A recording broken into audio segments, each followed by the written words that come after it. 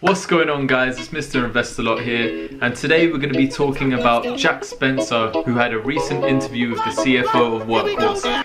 In this video, we're going to be summarizing all 9 points. Always remember, I'm not a financial advisor. Please do your own research. But before we begin, please click subscribe and like this video.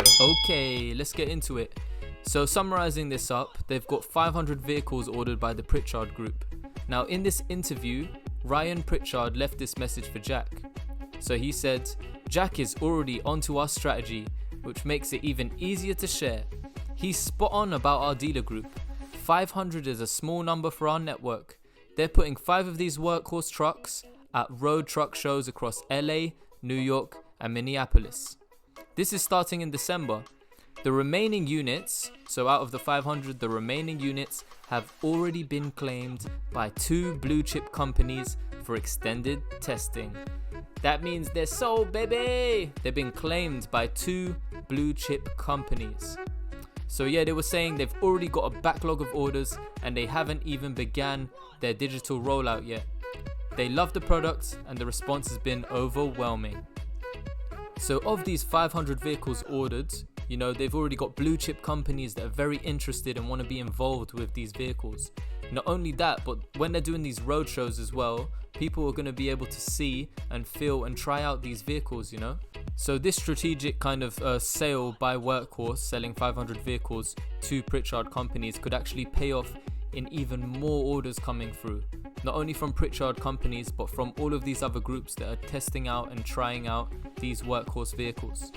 So the next question Jack had was, has Hitachi put in implementations into helping manufacturing yet? So the short answer is no. They want to help them scale it over time, and then they want to help them take it to the next level. So 40 to 50 in a day in the future. But in the meantime, Belkin is helping with production, helping them get to 5 to 10 vehicles a day.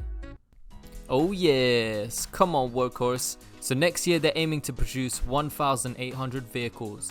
This is currently the aim with the orders they currently have. The original goal was getting themselves to producing 100 a month this year, but due to COVID and battery delays, you know, all that hiccup, they are aiming to do 100 a month next year. So Workhorse is really starting to focus on, you know, production and manufacturing, and they want to make sure they can meet their numbers.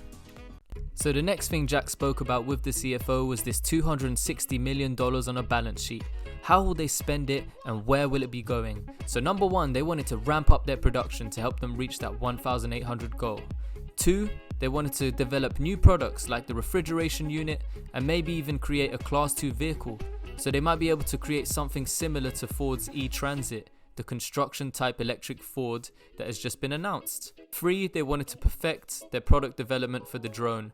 They're waiting on the FAA approval for the drone, and they're going to be spending money and time on testing the drone. Woo, you so fly, baby. So they were speaking about this drone, and apparently it's still going to take 18 months for approval. So they've officially applied, but they're still waiting. So once they get that certification, they'll be allowed to make use of the drone commercially on a long-term basis. So the potential is massive.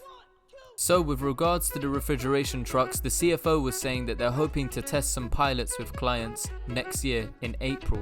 So as soon as April 2021. So they then went on to talk about deliveries for this quarter, which were meant to be 300 to 400. But due to COVID, the production workers were the ones who actually caught COVID, reducing their workforce, as well as that battery supply hiccup.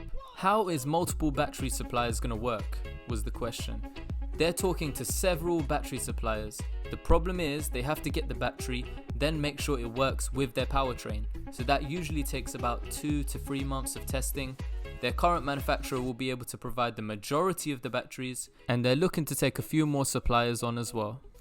So what are the biggest challenges they are currently having? So the biggest challenges they're having is the volume and actually delivering trucks. They have all the testing, the certifications, they can sell in any state, they have orders, and they have people excited about getting more orders. But they have to execute, and they shouldn't take any credit until they actually execute. So Steve Schrader was saying that they want milestones like 100 vehicles a month and then 200 for production. And then they have to work down their backlog. So they have good firms in there like Belcan and Hitachi, and they're more than happy that these companies will help them put in their systems.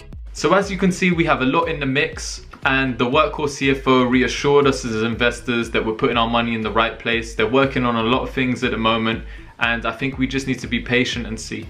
So what are your predictions for Workhorse next week? Do you think it's going to go up? Are we going to draw back down to the 15 mark? Are we going up to 30? And what is the Workhorse stock going to be by the end of the week? Tell me your holdings as well. Have you reduced your holdings in Workhorse? Have you actually increased and bought on the dips down? Tell me about your holdings and your price points. I hope you make a lot of cash on the stock market. God bless you all. Please subscribe and like this video. Here we go now.